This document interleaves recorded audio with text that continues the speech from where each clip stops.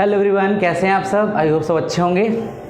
आज मैं आपको some basic concept of chemistry के आखिरी जो हमारा टॉपिक है उसको एक्सप्लेन करने जा रहा हूँ। ठीक है, केमिस्ट्री क्लास 11th, हमारे चैनल का नाम है इन्फिनिटी क्लासेस गोरखपुर। आप सभी हमारे चैनल को सब्सक्राइब कर लेना, वीडियो को लाइक शेयर और बेल आइकन को दबाना मत भूलना।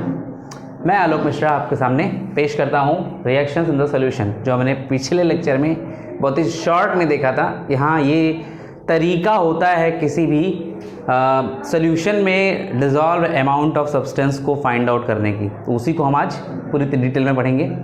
तो सबसे पहला जो हमने बात किया था मास परसेंटेज के बारे में, इसके बारे में हमने कंपोजिशन बारे में देखा था कि weight by weight, volume by volume case में अगर कोई भी ऐसा हमारा सब्सटेंस है जिसमें सिर्फ मास दिया है सॉल्यूट और सॉल्वेंट का और सॉल्यूशन का, तो उस बिहाफ पे हम क्या करेंगे, वेट परसेंटेज के थ्रू मास परसेंटेज निकालेंगे कि कितना परसेंट डिज़ोल्व है हमारा पहला सॉल्यूट या हमारा सॉल्वेंट सॉल्यूशन के अंदर। ठीक है, वैसे ही अगर लिक्विड फॉर्म में हमारा क्या है सब्सटेंस घुला हुआ है as per solute and as per solvent और मिल करके सोल्यूशन बना रहा है, तो उसके बिहाफ पे भी हम इस फार्मूले का volume of solute upon volume of solution into 100 करके वॉल्यूम परसेंटेज फाइंड आउट कर सकते हैं।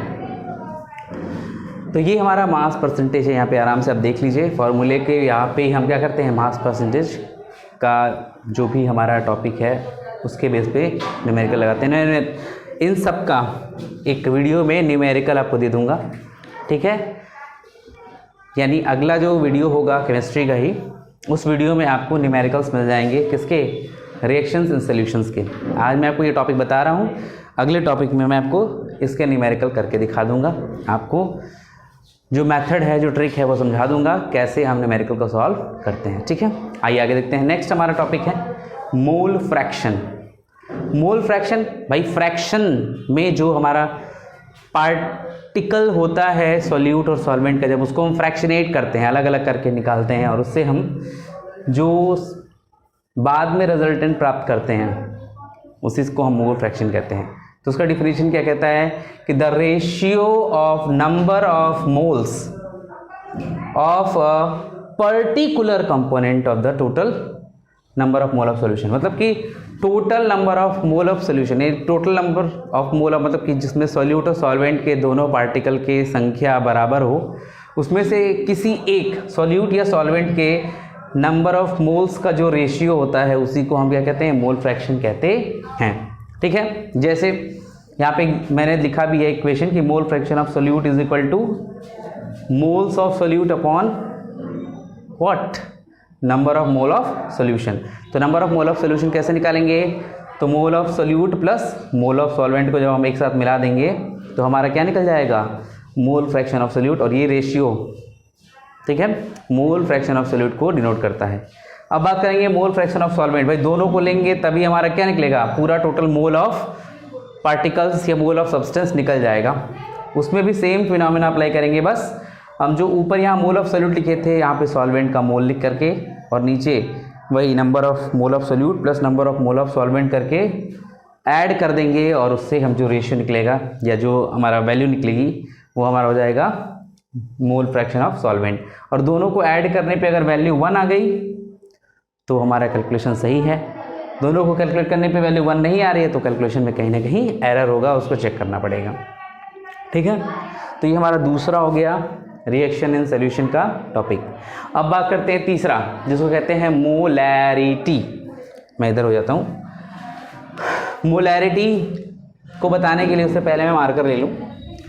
मोलैरिटी के लिए क्या हम डिफिनेशन डिनोट करते हैं, तो कहता है number of mole of solute in 1 litre of the solution. 1 litre solution में घुले हुए, ठीक है, number of mole of solute की संख्या, यानी कि जितने सॉल्यूट 1 लीटर ऑफ सॉल्यूशन में घुले हुए हैं उस अमाउंट को या उस वैल्यू को हम क्या कहते हैं, मोलैरिटी कहते हैं। और मोलैरिटी को हम कैपिटल M से डिनोट करते हैं। Molarity is denoted by capital M।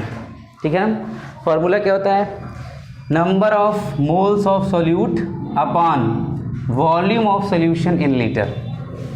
देखिए यहाँ पे मोल ऑफ सॉल्यूट क्वेश्चन में दिया होगा या उसको फाइंड आउट करना होगा और साथ ही साथ क्या देगा, वॉल्यूम दिया होगा सोल्यूशन का किसमें, लीटर में। अगर मिलीलीटर में होगा तब उसको लीटर में कन्वर्ट करेंगे और उसको 100 से मल्टीप्लाई कर देंगे तो हमारा क्या निकल जाएगा, मोलैरिटी, जिसको हम कैपिटल एम से डिनोट करते हैं। और डेफिनेशन क्या होता है कि number of mole of solute present in 1 litre of the solution, 1 litre solution. अब आपको कन्फ्यूजन किस में होता है ये समझने में, क्यों मैं इतना बार बार इंसिस्ट करता हूँ उसको बताने के लिए, क्योंकि मोलैलिटी और मोलैरिटी लगभग सेम होते हैं, बस डिफरेंस क्या होता है, अमाउंट ऑफ पार्टिकल्स, ठीक है। और डेफिनेशन में भी थोड़ा सा वेरिएशन होता है। देखो कैसे, तो हमारा चौथा टॉपिक है मोलैलिटी। यहाँ था मोलैरिटी, यहाँ क्या था, मोलैलिटी। मोलैलिटी क्या कहता है कि the number of moles of solute present in 1 kg of solvent, 1 kilo solvent में उपस्थित सोल्यूट के मोलों की संख्या को हम मोलैलिटी या मोलल वैल्यू कहते हैं। इसको हम स्मॉल m से डिनोट करते हैं। मोलैलिटी को किससे डिनोट करते हैं, स्मॉल m से डिनोट करते हैं। और इसका फॉर्मूला होता है कि number of mole of solute upon mass of the solvent in kg। ये ध्यान देना होगा आपको कि जब भी हम मास ऑफ सॉल्वेंट लिखेंगे मोलैलिटी में तो वो किलोग्राम में होगा, यहाँ पे मोलैरिटी में हम जब वॉल्यूम ऑफ सॉल्यूशन निकालेंगे तो वो हमेशा लीटर में होगा, ठीक है। तो इस